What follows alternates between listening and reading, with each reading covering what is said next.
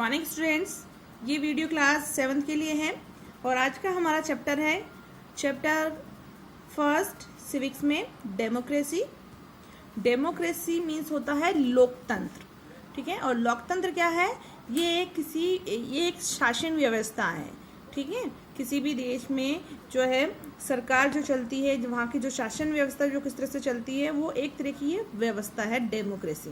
तो इस चैप्टर के अंदर हम ब्रीफली पढ़ेंगे कि डेमोक्रेसी क्या होती है, डेफिनेशन क्या है, कहाँ से इसकी शुरुआत हुई है, ठीक है।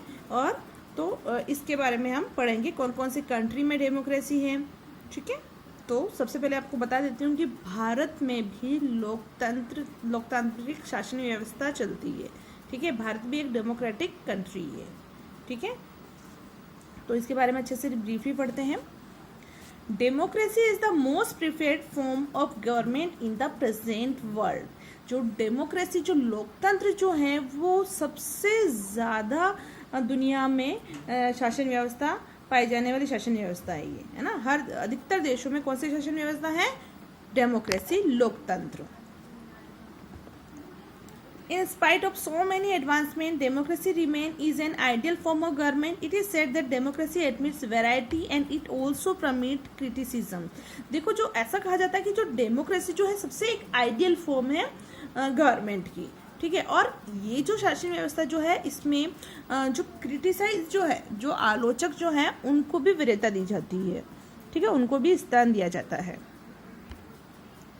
The word democracy is derived from the Greek word demos, meaning people, and kratos, meaning role of government. देखो, जो वर्ड डेमोक्रेसी जो है वो एक ग्रीक वर्ड डेमो से लिया गया है और इसका मतलब होता है लोग। डेमोस का मतलब होता है लोग। डेमोक्रेसी सब किससे लिया गया है? ग्रीक वर्ड से, ठीक है। और डेमोस का मतलब होता है लोग एंड क्रेटोस का मतलब होता है रोल ऑफ गवर्नमेंट, सरकार की भूमिका। Hence, democracy is rule of the people or their representatives. तो it means जो डेमोक्रेसी जो है वो क्या है? लोकतंत्र क्या है? लोगों का शासन है। और किसके द्वारा? उनके चुने गए प्रतिनिधियों के द्वारा शासन है, ठीक है। द वेल नॉन डेफिनेशन, एक बहुत ही फेमस जो डेफिनेशन जो है वो डेमोक्रेसी की वो दी है इब्राहिम लिंकन ने। जो इब्राहिम लिंकन साहब जो थे उनके द्वारा दी गई डेमोक्रेसी की जो डेफिनेशन जो है वो बहुत ज़्यादा फेमस है। क्या उन्होंने है?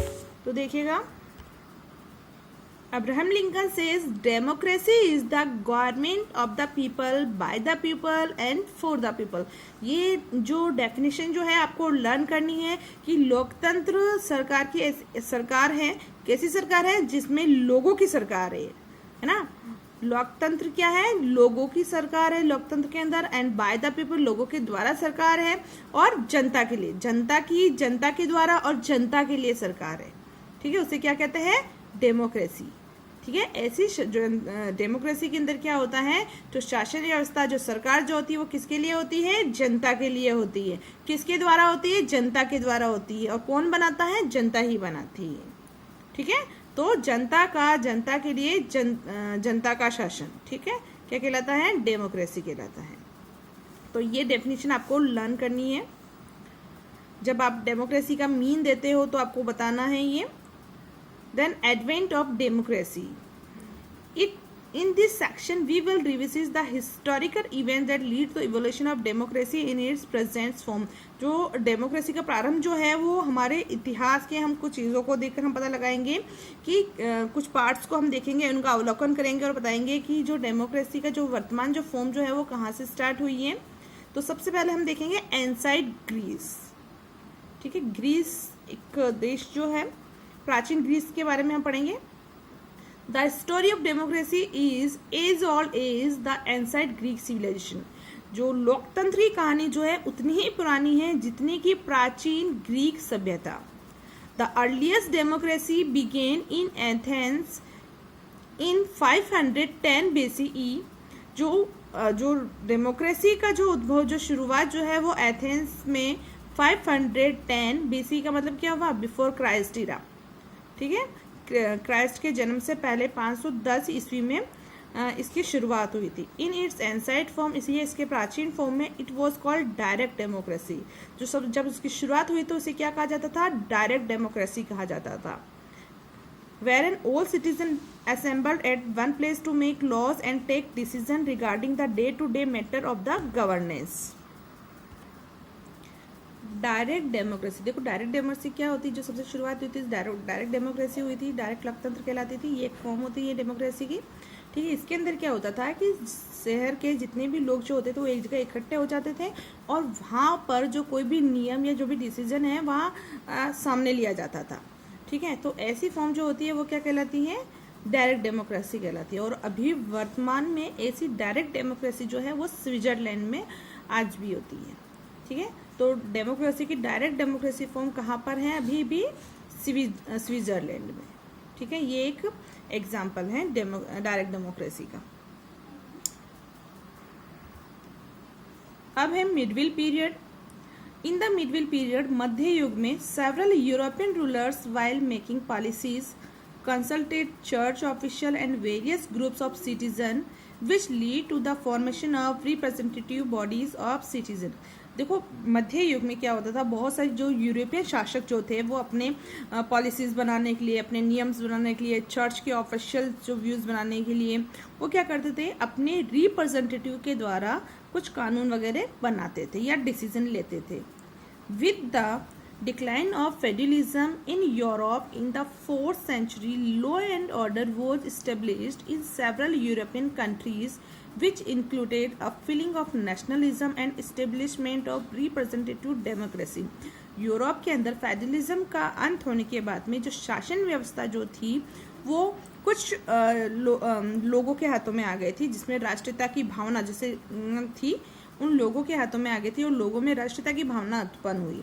ठीक है, और जो जितने भी जो चीज़ें जो थी वो लोगों के रिप्रेजेंटेटिव के द्वारा शासन व्यवस्था चलाई जाने लगी, तो उसे कहा जाता था रिप्रेजेंटेटिव डेमोक्रेसी। लोग डायरेक्ट ना करके अपने रिप्रेजेंटेटिव के द्वारा सीधा कोई डिसीजन ना लेके ना बनाकर अपने रिप्रेजेंटेटिव के द्वारा जो शासन व्यवस्था होती है उसे कहते हैं रिप्रेजेंटेटिव डेमोक्रेसी। जो कि भारत में जो मौजूद जो डेमोक्रेसी है वो रिप्रेजेंटेटिव डेमोक्रेसी है। ठीक है, मैंने आपको डेमोक्रेसी 2 फॉर्म बता दी है, डायरेक्ट फॉर्म और रिप्रेजेंटेटिव डेमोक्रेसी। ठीक है, तो डायरेक्ट फॉर्म का एग्जांपल मैंने दिया था स्विट्जरलैंड एंड रिप्रेजेंटेटिव डेमोक्रेसी का बेस्ट एग्जांपल मैंने आपको दिया है इंडिया। ठीक है, अब है रिनोसिएशन ऑफ यूरोप, यूरोप में पुनर्जागरण। The renaissance movement in Europe witness the rebirth of art, literature, science and philosophy.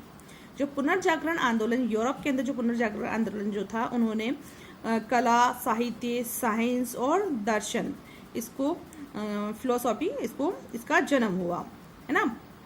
The renaissance humanize revived Greek literature and culture. जो पुनर्जागरण के कारण जो है ग्रीक साहित्य पुनर्जीवित हुई and culture which lead to the growth and implementation of the concept of democracy. और क्या हुआ? इसका डेमोक्रेसी का विकास हुआ। Legislative bodies came into being which were composed of representative form from both aristocratic and non-aristocratic families। और जो legislative bodies जो होती थी, विधायी जो निकाय जो होते थे, उसके अंदर जो कुलीन परिवार और नॉन कुलीन परिवार दोनों में से ही लोग रिप्रेजेंटेटिव जो है वो विधानसभा में या विधान निकाय के अंदर आते थे। In England, the Glorious Revolution of 1688 further strengthened the roots of democracy। और इंग्लैंड के अंदर भी क्रांति के कारण 1688 के अंदर जो है लोकतंत्र ने अपनी जड़ें जमा दी। The revolution gave a blow to the absolute rule of British king and made the ruler answerable to the parliament। और इस क्रांति के कारण जो ब्रिटिश के जो राजा जो थे उनको अपनी सत्ता उखाड़ फेंकनी पड़ी, मतलब उनका जो शासन जो है वो खत्म होना हो गया था। जो भी डिसीजन मेकिंग जो खुद ले लेते थे अब वो नहीं रहा था। अब उन्हें संसद को, अपने रिप्रेजेंटेटिव को, जो वहाँ के लोग जो थे उनको जवाब देना होता था, है ना। कोई भी चीज़ जो, कोई भी डिसीजन जो होता था वो पहले पार्लियामेंट में या डिस्कशन होता था, फिर उसके बाद ही वो कानून बनता था, है ना। खुद को जो है जैसे एक राजा अपना डिसीजन ले लेता ना, वैसा अब वहाँ पर नहीं था क्रांति के बाद इंग्लैंड के अंदर। ठीक है, तो इस तरह से लोकतंत्र जो है वो धीरे धीरे अपनी जड़ें जमा रहा था। तो इस तरह से दुनिया में जो लोकतंत्र फैल रहा था। ठीक है, तो आज का हमारा टॉपिक यही तक रहेगा। अब मैं आपको होमवर्क बता रही हूँ। Tick the correct option. First आपका होमवर्क है, first, in the present day world the most popular form of government is, अभी वर्तमान में दुनिया की सबसे लोकप्रिय सरकार कौन सी है? डिक्टेटरशिप, डेमोक्रेसी या मोनार्की? तो अभी जो आपकी जो सबसे लोकप्रिय सरकार जो है वो है डेमोक्रेसी। ठीक है, तो आप बी सेकंड पे टिक करिएगा। Then second question, democracy is form of government in which, जो डेमोक्रेसी जो सरकार जो है इसके अंदर क्या होता है? People given themselves through elected representative, people govern themselves through elected representative, जो जनता जो है अपने चुने गए प्रतिनिधियों के द्वारा सरकार चलाते हैं।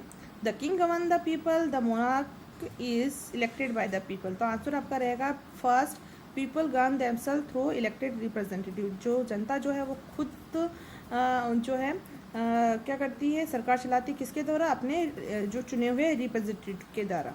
तो आपका फर्स्ट आंसर रहेगा इसका बी का। देन थर्ड क्वेश्चन है, the head of executive in India is the, Bharat के अंदर जो है एग्जीक्यूटिव कार्यपालिका का हेड कौन होता है? तो प्रेसिडेंट होता है। ठीक है, prime minister, speaker, president. Answer रहेगा आपका प्रेसिडेंट। सेकेंड है, which are the two pillar of democracy? तो justice and equality, election and the rule of law, none of this. Answer first रहेगा जस्टिस एंड इक्वलिटी। न्याय और समानता क्या है? डेमोक्रेसी के पिलर है। Then E in India we have, India के अंदर हम क्या है? मोनार्की है, डेमोक्रेसी है, डिक्टेटरशिप है। वापस क्वेश्चन रिपीट हुआ है तो डेमोक्रेसी है। ठीक है, आज तक आपको यही तक करना है होमवर्क, इसको नोट कर लेना। Thank you.